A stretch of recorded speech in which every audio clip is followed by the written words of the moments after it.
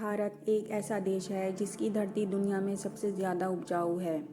हमारी मिट्टी इतनी उपजाऊ है कि हर साल करोड़ों टन अनाज उगता है। गंगा के मैदानों से लेकर पंजाब और दक्षिण भारत तक यहाँ की ज़मीन सोना उगलती है। दुनिया में सबसे ज़्यादा खेती भारत में होती है। लेकिन क्या हम उतना आगे बढ़ पाए हैं जितना हमें बढ़ना चाहिए था? खनिजों की बात करें तो भारत भी पीछे नहीं है। हमारे पास कोयला, लोहा, बॉक्साइट, सोना, तांबा सब कुछ है, लेकिन फिर भी हम जब खनिज संसाधनों के उपयोग की बात आती है तो रूस, चीन, अमेरिका और ऑस्ट्रेलिया सबसे आगे निकल जाते हैं। हमारे पास अकूत खजाना है, लेकिन हम उसका सही इस्तेमाल नहीं कर पा रहे हैं। अब अमेरिका को देखिए, वहाँ भारत जितनी उपजाऊ मिट्टी नहीं है, वहाँ हमारे जितना मानसून भी नहीं आता। वहाँ की ज़मीन पर खेती करना उतना आसान भी नहीं है जितना भारत में है। फिर भी अमेरिका आगे क्यों है? क्योंकि अमेरिका ने अपनी कमज़ोरी को ताकत बना लिया। उन्होंने रिसर्च और इनोवेशन में पैसा लगाया। उन्होंने खेती को विज्ञान से जोड़ा, टेक्नोलॉजी से जोड़ा। उनकी सरकार विज्ञान पर अरबों डॉलर खर्च करती है।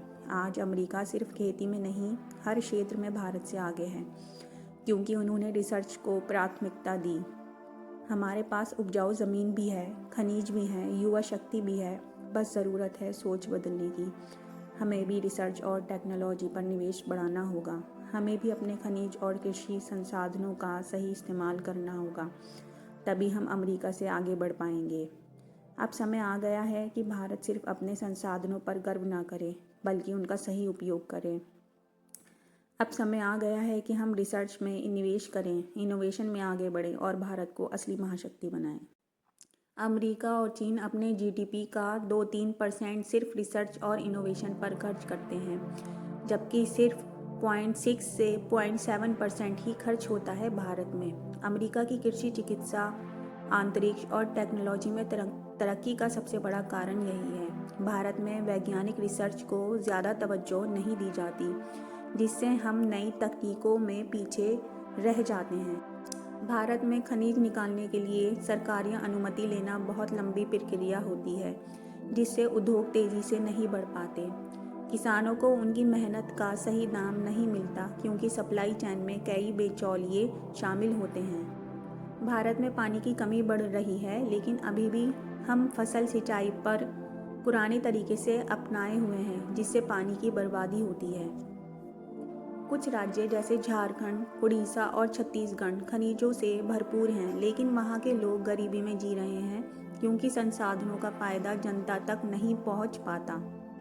भारत में तकनीकी और व्यावसायिक शिक्षा पर कम ध्यान दिया जाता है, जिससे कुशल श्रमिकों की कमी बनी रहती है। अमेरिका और यूरोप में हर क्षेत्र में विशेषज्ञ तैयार किए जाते हैं, जिससे वे ज़्यादा उत्पादक बनते हैं। भारत में क्षमता की कोई कमी नहीं है, बस हमें सही योजना, तेज़ी से निर्णय और टेक्नोलॉजी का अधिकतम उपयोग करना होगा। अगर हम अपनी ताकतों को सही दिशा में ले जाएं, तो आने वाले वर्षों में हम अमेरिका और चीन को भी पीछे छोड़ सकते हैं। मैं इस चैनल के ज़रिए ज्ञान फैलाने की एक छोटी सी कोशिश कर रही हूँ। सोचिए, अगर हर भारतीय अपने ज्ञान को आगे बढ़ाए और दूसरे को भी सिखाए, तो हम कितनी ऊंचाइयों को छू सकते हैं। अगर आप भी चाहते हैं कि हमारा देश आगे बढ़े, हमारी सोच मजबूत हो, तो इस चैनल का हिस्सा बनिए। लाइक करिए, शेयर करिए और इस ज्ञान की यात्रा को हर घर में पहुंचाइए, क्योंकि जब हर भारतीय सीखेगा तभी भारत जीतेगा। जय हिंद।